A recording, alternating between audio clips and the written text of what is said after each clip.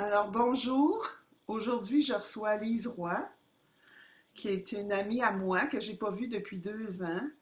Alors, je suis bien contente de prendre de tes nouvelles, Lise, aujourd'hui. Fait que dis-moi donc, Oui. oui, dis-moi comment Dis-moi. tu... Hein? Comment je vais? Oui, comment tu vas dans tout ça, puis qu'est-ce que tu fais? Ah là là, je fais plein de choses, mais juste pour dire, je vais très bien. La santé a remonté la pente suite à un épuisement. Puis depuis ce temps-là, écoute, je pense à moi. Dans le fond, j'ai fait des choix. J'ai fait des choix de vie. J'ai fait des choix qui m'ont permis de me retrouver bien dans mon chez-moi. Donc, comme on parlait tout à l'heure en prélude, le confinement me va bien. Hmm. Toutefois, toutefois, je commence à me manquer de collage, coller les gens. Là. Moi, je touche les gens beaucoup. Et ça me manque énormément. Le contact me manque beaucoup. Mais ça va bien. Et toi, Louise?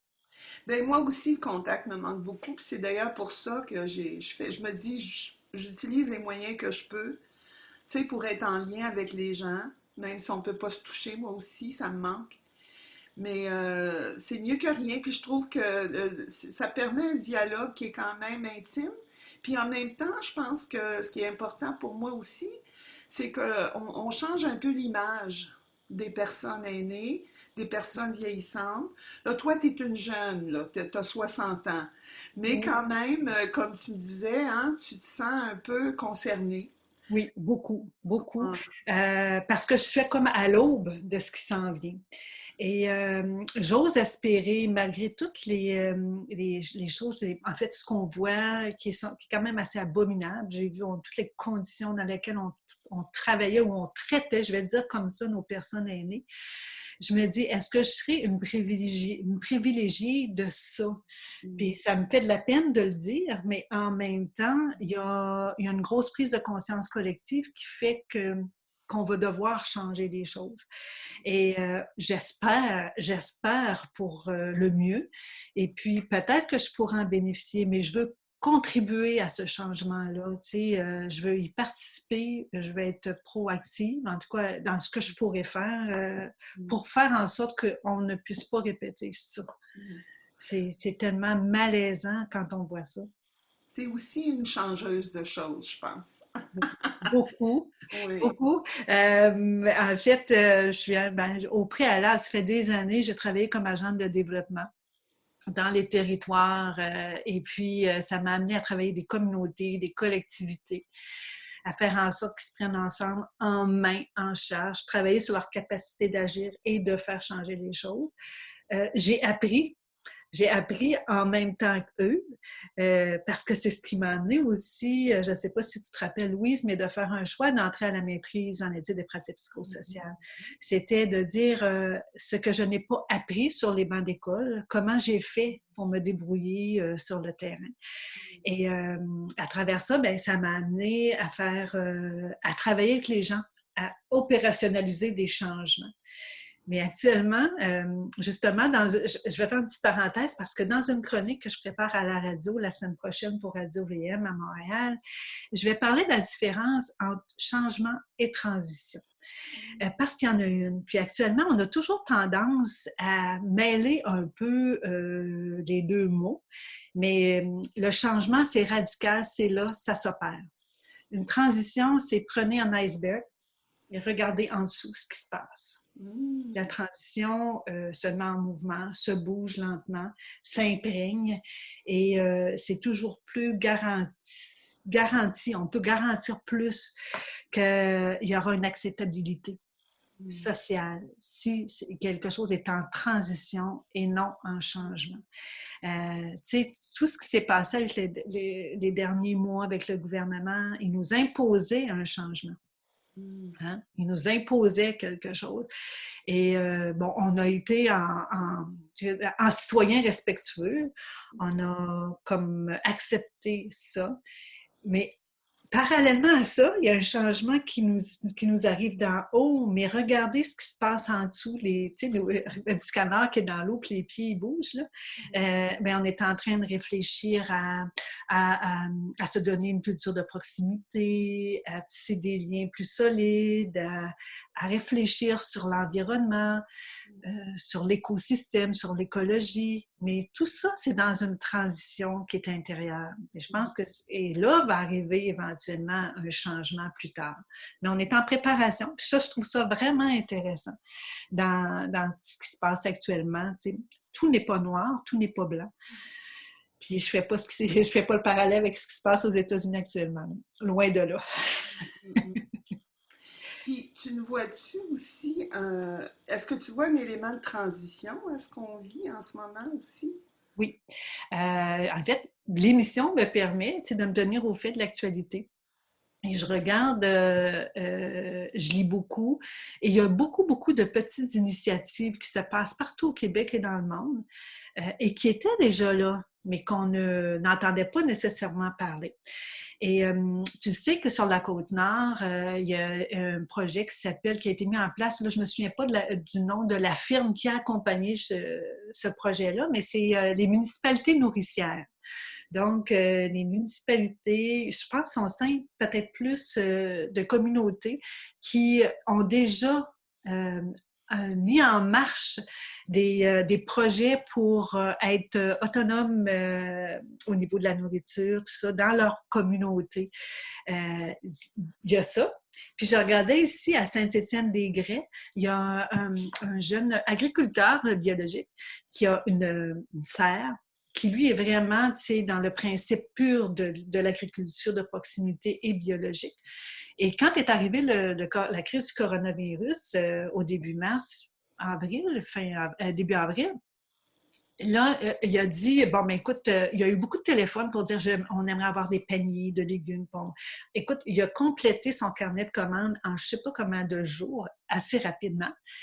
Et parallèlement à ça, ben, il dit, je vais manquer de main-d'œuvre. Donc, il a annoncé, tu sais, bon, manque de main-d'œuvre, tout ça. Écoute, il a reçu, je ne sais pas comment, de curriculum vitae de jeunes et de familles de la ville de Montréal qui veulent sortir de Montréal pour justement contribuer et participer à ce qui s'en vient de beau. C'est que je trouve ça intéressant. Donc, quand on commence à regarder à la loupe un peu partout sur notre territoire, qu'est-ce qui se passe? Bien, il y a vraiment des beaux projets. Fait que tu vois des belles initiatives qui naissent un peu partout. OK, fait que c'est encourageant, ça. Il ne faut pas se décourager, au contraire. Je pense qu'il faut se laisser porter par ce qui est là. Puis moi, tout va bien, puis ça va bien aller. Là, j'en ai ma dose. Là. Au début, on disait tout ça parce qu'on voulait être dans la gang, tu sais. Mais tu sais, sur ma page Facebook, je n'ai jamais mis d'arc-en-ciel. Je ne participe pas à ce genre de mouvement-là, malgré que j'y crois, mais c'est tellement éphémère. Tu sais, à quelque part, que le temps de le poster, c'était 2-3 jours après, tu es comme donc, mais moi, je crois plutôt à la force, les forces vives du milieu. Je crois plutôt à ce qui va être fondamental pour la suite des choses, c'est tisser des liens. Le lien social a écopé énormément de cette crise-là. Et je pense que fondamentalement, pour la suite des choses, on va recréer tous, on va tisser des liens, puis ils vont être nécessaires. Et encore là, je mets pas de chapeau, je vais le dire comme ça, avec mon conjoint, des fois on rit, mais de spécialistes, là, parce qu'il y a des spécialistes, je suis plus capable. Il y en a toujours un à la radio, tu remarqueras ça. Tu sais. Il y a une émission de Michel Auger ou n'importe quoi. À tous les midis, il invite un spécialiste de quelque chose. Puis là, je dis, écoute, ils sont où le monde ordinaire? Oui, c'est ça. Mais tout le monde peut se dire spécialiste de quelque chose après avoir lu trois documents, là, mais loin de... D'ailleurs, moi, je trouve que quand on est en crise, les spécialistes aussi sont en crise. Tu sais, je veux dire, on est tous et toutes un peu perdus là-dedans. Puis on Oui. apprend au fur et à mesure. Puis on le voit bien hein, quand on écoute notre trio là, quotidien. Ils changent d'idée constamment. Mais, tu sais, je veux dire, j'apprécie au moins la transparence. J'apprécie l'honnêteté de pouvoir dire, ben, on savait pas, mais là, on le sait. Puis on va faire ça autrement. Mais ils font des erreurs. Puis je me dis, bon, au moins, ils ont l'honnêteté de corriger leurs erreurs. Puis ce que j'aime aussi, c'est le dialogue entre nous, tu sais. Mais je les vois de plus en plus comme des simples êtres humains qui font leur possible dans une crise. Et puis ce que je vois aussi, c'est que le peuple, les citoyens prennent la parole en ce moment de façon très, très forte. Oui. Tu sais, on le voit aux États-Unis, on le voit ici, on le voit dans d'autres pays aussi, tu sais. C'est comme si une crise, hein, dans une crise, il y a des cracks, il y a des trous, il y a des choses qui tiennent plus. On parle de normes avec Louis, là, tu sais, Mhm. tout est en train de se défaire. C'est une norme, la norme telle qu'on la connaissait, et puis là, tu sais. Fait qu'on on cherche on en profite, on dirait, hein, pour prendre la parole. C'est comme quand tu peux plus compter sur quelque chose que tu pensais fonctionnait ou tu sais, qui était quand même, je sais pas, qui semblait avoir une certaine solidité qui s'effondre. Alors là, c'est le temps de crier, c'est le temps de prendre la parole, c'est le temps de dire, bon ben moi, je tolère plus ça. Tu sais, on le voit pour le racisme, on le voit pour les personnes âgées, tu sais, les minorités. Tu sais, les choses se disent. Et moi, je trouve ça encourageant que ça se dise. Même si Oui. on n'a pas de solution encore, même si on ne sait pas, mais au moins, on sent que les citoyens prennent la parole, tu sais. Et en fait, Comme, ce que tu dis, Louise, c'est tellement vrai. Et puis, si je reviens au trio de tantôt, quand tu parlais de M. Legault et compagnie, moi, j'ai un respect profond pour ce qu'ils font. Peu importe si des fois on est d'accord ou pas, je ne voudrais pas être à leur place, première chose. Et ce que j'ai quand même compris, c'est quand on a assez d'humilité et d'honnêteté pour reconnaître qu'on a eu tort, pour moi, c'est signe quand même d'un grand leader. Et on n'a pas vu ça oui, souvent de la non, part d'un politicien de dire je pense que j'ai fait erreur, je me rétracte. Et, en tout cas, moi, j'en ai pas vu souvent. C'est vrai quand même ben, dans tout cet espace-là. Et ce que tu disais tantôt, c'est oui, c'est vrai, et j'y crois encore plus fermement que les gens vont comprendre encore plus leur rôle et l'importance de s'impliquer dans ce qui est dans la transition, puis dans les changements. On va dire transition et changement, mais il ne faudra jamais oublier qu'on ne peut pas exiger des autres ce qu'on ne peut pas faire soi-même. Tu sais.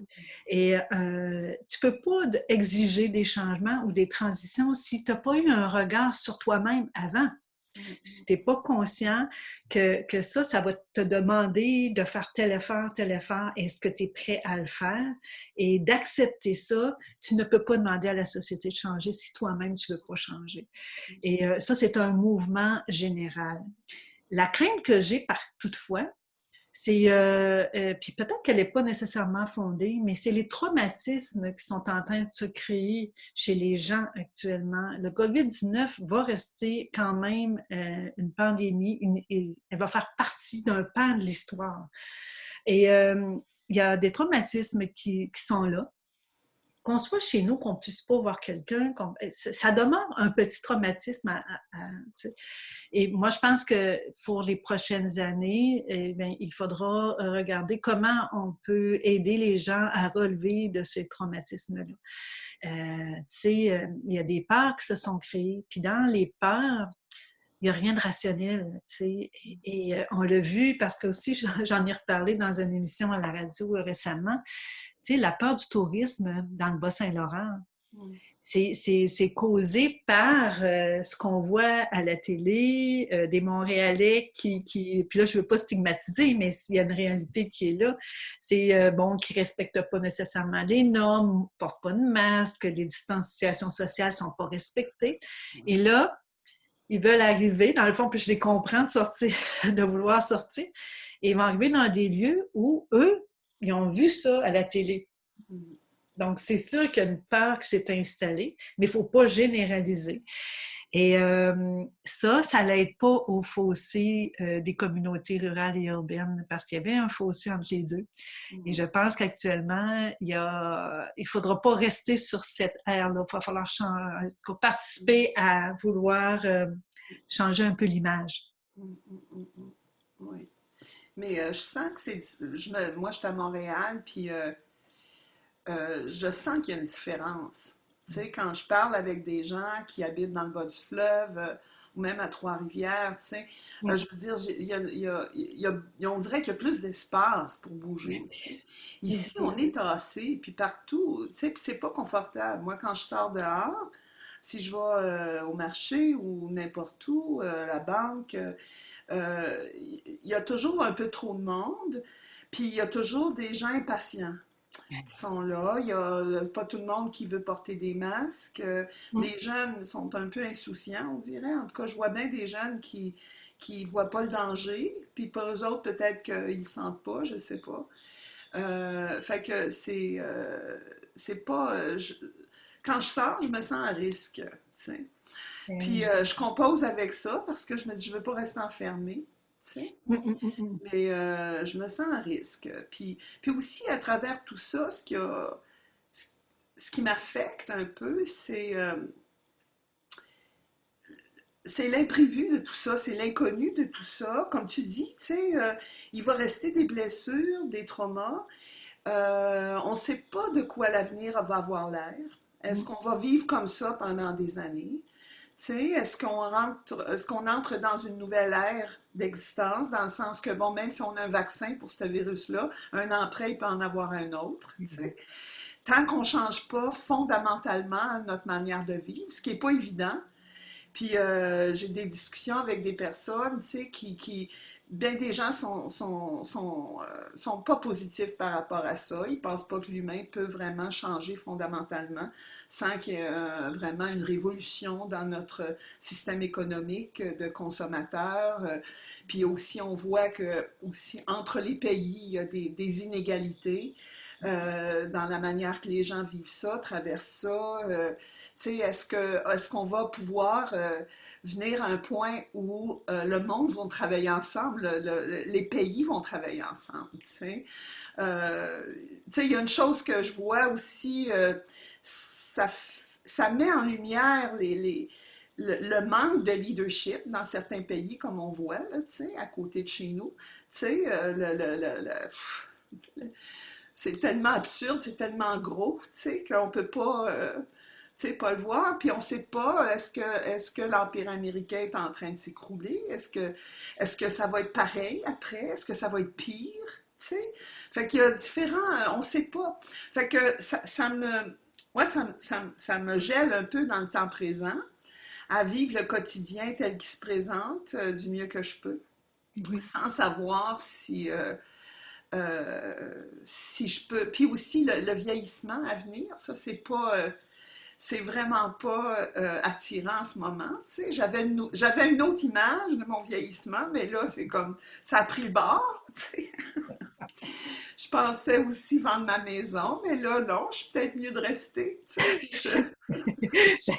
En fait, je t'inviterais à bien y réfléchir avant Ouais, de... ouais. Tu sais, fait que toi, t'es jeune encore. Bon, t'as encore peut-être avant. Bon, on a 10 ans de différence, mais quand même, tu sais, tu me disais comment tu vois l'avenir aussi. Tu sais, Oui, en fait, il y a ça. Il y a aussi, c'est vrai que avec toute l'histoire de la mondialisation, tu sais, quand on dit que, moi, je pense que tout était trop gros, anyway.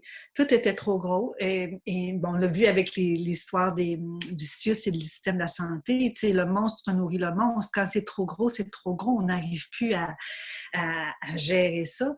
Et avec tout ce qui se passe aussi dans le monde, avec, tu sais, quand j'ai fait, je vais questionner, j'ai cherché des données concernant l'agriculture pour voir ben, qu'est-ce qui se passait. Puis, tu sais, comprendre que si nos brocolis, ou en tout cas, je vais donner un autre exemple, nos légumes sont cultivés complètement dans l'Ouest canadien, c'est parce que ça coûte moins cher, mais c'est des champs et des champs et des grandeurs de champs énormes pour cultiver des brocolis qui vont arriver ici avec le voyagement.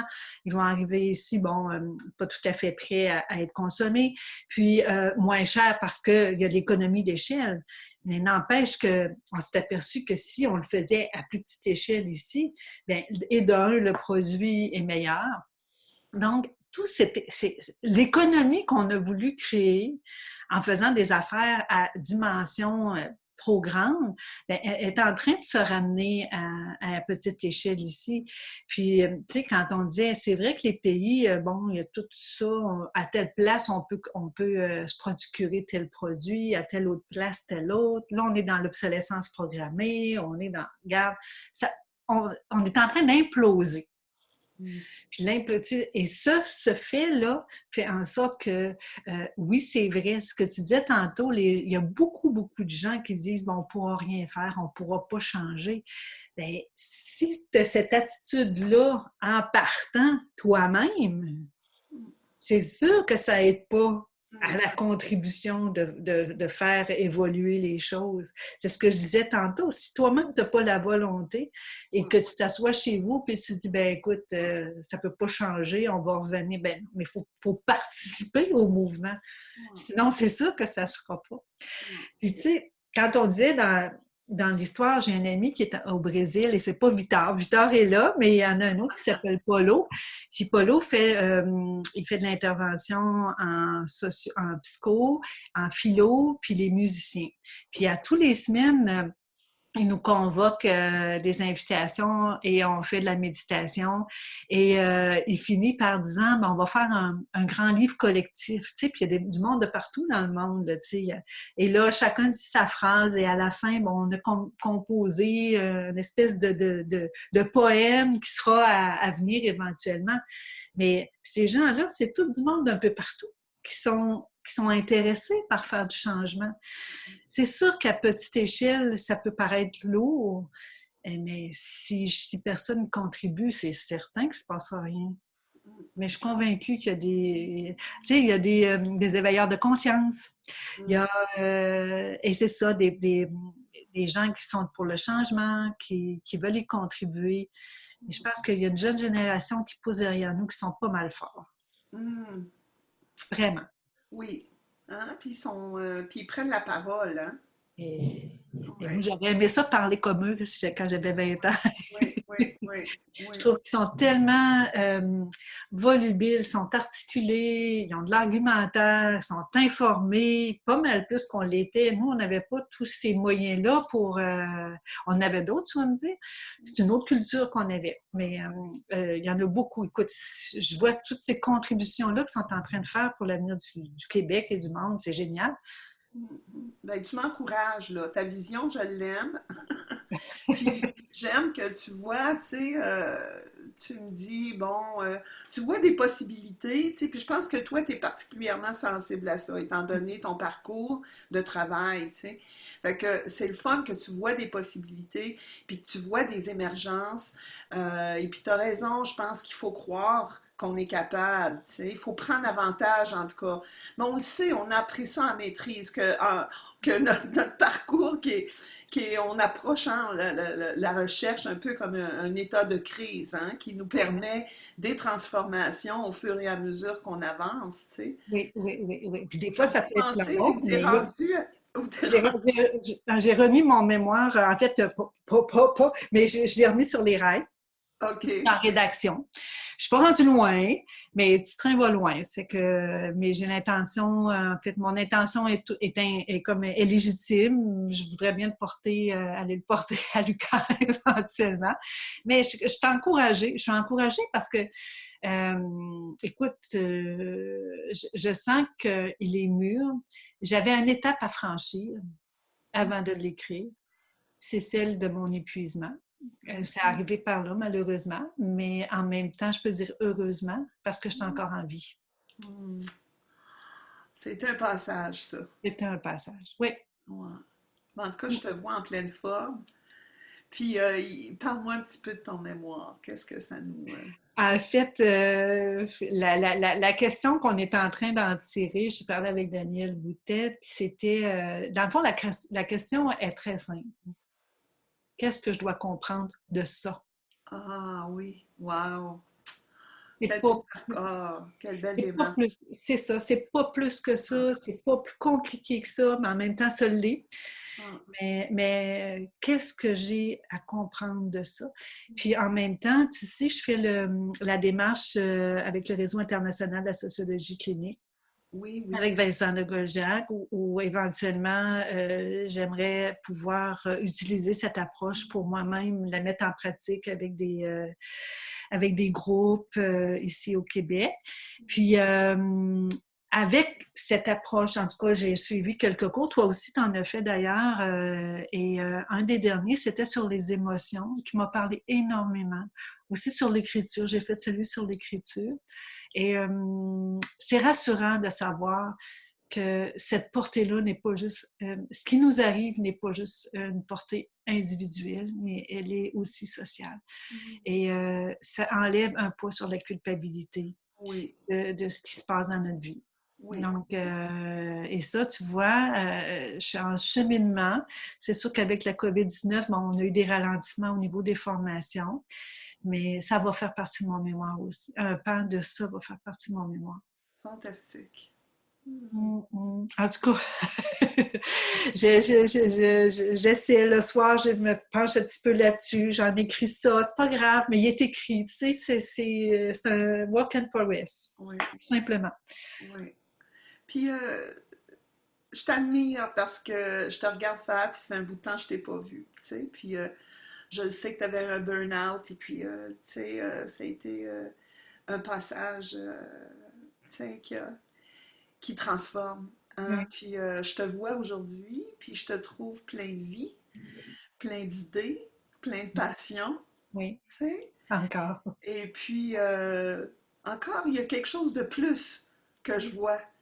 Ah Que oui? t'avais, oui, il y a un plus là, en quelque part, que j'ai de la misère à nommer, mais qui vient peut-être aussi d'une conscience, tu sais, plus Oui. grande. En fait, c'est Louise, quand j'ai quitté mon emploi, en fait, mon emploi prit fin en janvier l'année passée. J'ai une amie que ça fait longtemps qui ne m'avait pas vue, ben, tu la connais, Lise Cazobon. Oui, Et je suis allée manger avec elle le printemps dernier. Ben, en fait, on se voit de temps en temps, mais et la première chose qu'elle me dit, elle me dit, Lise, la lumière est revenue dans tes yeux. hmm, Et ça, j'ai fait, OK, c'est vrai. oui, J'étais éteinte. Donc, et là, ben, je me rallume tranquillement oui, à chaque jour, il y a un petit... Je te dis pas, je me couche pas fatiguée. Il y a encore des séquelles, tu sais. Je veux dire, j'ai plus la même vitalité. Je peux sembler bien énergique, mais arrivé 7 heures le soir, par contre, tu me regarderais, tu dis, ouh! Mais j'ai, euh, j'ai toujours cette joie de vivre, là, qui m'a hmm, peut-être laissé abandonner un petit peu ces dernières années, mais ça n'empêche pas des expériences que j'ai vécues. Je, j'en suis reconnaissante à la vie de m'avoir permis de les vivre parce que je ne serais pas celle que je suis aujourd'hui. oui, Peu importe lesquelles. oui, J'en suis toujours sortie grandie. oui, oui, oui. Donc, et ça, ben merci à la vie de m'avoir permis de les vivre. Hmm. Vraiment. Oui, puis des fois, on s'engage dans quelque chose, puis surtout dans les milieux de travail, puis tu avais un job très exigeant, en tant que gestionnaire, puis tu étais responsable, tu avais beaucoup de responsabilités, puis je me dis, bon, des fois, on se voit plus aller, là, tu sais, on se rend pas compte de ce qu'on perd là-dedans, puis on se laisse prendre par les exigences, tu sais, du contexte, et puis c'est la vie des fois qui nous, le corps tout à coup dit bon c'est assez là, tu sais, tu t'es oublié en quelque part là là-dedans, puis mais là tu t'es retrouvé, c'est clair, tu sais. Ah oui, c'est sûr, sûr, sûr. Ben, avec quand même des conséquences. Tu sais, je fatigue plus vite, mais quand même, si je Mais marche mon tu dormais 8 km, pas quand tu travaillais, Lise, tu hein? dormais pas, tu Non, je dormais dormais. pas. dormais pas. Fait que tu te Alors, ben, rattrapes.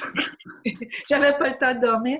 Et là, ben, tu sais, je me suis remis à tous les jours, je marche mon 8 kilomètres. Ça, c'est sacré. Ça peut, des fois, bon, En 8, t'es bonne, t'es ouais, bonne. 8, moi, ça, c'est ma ligne, là. Des fois, ça peut être 6 si je suis un peu tassée dans le temps. Ben, ça prend quand même 1 heure et quart marcher ça. Mais quand même, j'essaie de... Et ça ça permet de se recentrer aussi, hein, sur ce qui est important. Donc, il y a eu une remise en forme physique aussi. Mais, tu sais, dans ce qu'il expliquait, tu sais, on peut lire des livres sur le burn-out, sur l'épuisement. Puis là, tu sais, des livres sur le développement personnel, il y en a 1, 2, 3, 4, il y en a des milliers. On ne sait plus sur lesquels... de toute façon, j'ai comme abandonné ça. Tu sais, c'est des recettes miracles, là. J'y crois plus ou moins. Je crois plutôt à celle que la vie t'apporte devant toi. Puis j'essaye de trouver le remède pour... et pourquoi je te dis ça, non? Ah ouais, je voulais dire que à travers tout ça, on dit souvent que quand quelqu'un est pour tomber, il s'agit d'un mot, une phrase et tout craque. Tu sais, là, je me disais, voyons, ça ne doit pas être ça. Et oui, c'est ça. Wow. C'est exactement ça. Mot pour mot, il t'arrive une situation, il y a une phrase qui arrive puis qui te résonne et tu dis, je suis plus capable, je flanche. Je me suis dit, ben écoute. Puis tu sais, des fois, tu es tellement fatiguée que tu es assise, puis tu dis quelque chose, mais à un moment donné, tu te vois de haut, tu sais, et tu te regardes agir, mais tu te dis, ben voyons donc, c'est pas moi, c'est pas moi. C'est comme s'il y avait une double personnalité qui sortait et qui faisait agir l'autre, et en même temps, c'est pas toi. Fait que c'était... non, non, c'était vraiment le temps, vraiment. Mais c'est un beau choix de vie. Oui, Puis je oui. l'ai fait, puis je suis contente de l'avoir fait. Ah oui, bravo. Puis, tu sais, je t'écoute, puis je me dis, mon Dieu, tu nous donnes un bel exemple de résilience aussi, tu sais, puis de comment une crise, tu sais, peut ouvrir sur des nouvelles possibilités. Oui. Et puis, on a besoin de ça en ce moment. On a besoin de se donner cette ouverture-là, puis d'avoir de l'espoir qu'il y a des nouveaux possibles qui se présentent à nous parce que, puis en même temps, on ne peut pas nier la douleur qu'on voit autour de nous, la tristesse, la colère, la rage, tu sais, mais tout ça en fait partie, tu sais. Oui. Un peu Mais comme... tu sais, Louis, à un moment donné, il disait, Louis Gomez, il disait, tu sais, tu as le choix d'accueillir ou pas. Oui, Tu sais, la parole de l'autre ou ce qui se passe, tu sais. Tu peux dire, écoute, tu l'accueilles, tu as le choix de dire oui ou non, mais au moins tu l'as accueilli. Puis je pense qu'à partir de là, facilitant un dialogue qui est beaucoup plus raisonné et raisonnable, mais je pense qu'avec ça, on va être capable de faire, en tout cas, de contribuer à faire un monde meilleur. oui, Parce que je crois que l'espoir a un avenir. Moi, ça c'est ma phrase fétiche. Je le dis toujours, l'espoir a un avenir. oui. Avant qu'on termine, y Oui. a-t-il quelque chose que tu aimerais dire? Ou, Oh. je veux inviter aussi les gens, c'est quand qu'on peut t'entendre à Radio Ville-Marie? Écoute, ça se termine bientôt parce que ça fait quand même 1 an. J'ai commencé en septembre l'an passé. Puis, c'était aux 2 semaines. Et ça demande quand même de la préparation, tu sais.